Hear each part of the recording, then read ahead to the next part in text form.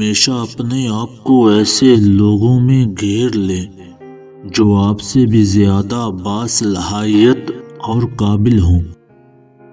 وہ لوگ زندگی میں ضرور کامیاب ہو جاتے ہیں جو جانتے ہیں کہ وہ کیا کرنے جا رہے ہیں۔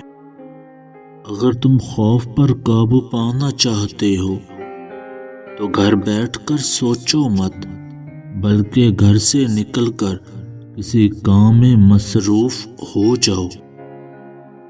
اکثر لوگ سمجھنے کی نیت سے نہیں، جواب دینے کی نیت سے سنتے ہیں۔ یاد رکھو، آج ہی کل ہے، آپ پرسوں کے لیے پریشان ہوتے ہیں۔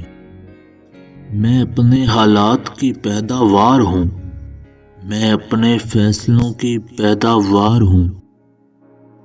اس بات کی فکر نہ کرو کہ کیا ہو جائے گا، ہمیشہ اپنے آپ کو مضبوط رکھو اور اپنے ساتھ رہو۔ اچھا سوچا کرو، کیونکہ ایسا کرنے سے انسان بہت سی پریشانیوں سے بچ جاتا ہے۔ میں نے تجربے سے یہ سیکھا ہے کہ بے صبرا انسان خود کو برباد کر لیتا ہے۔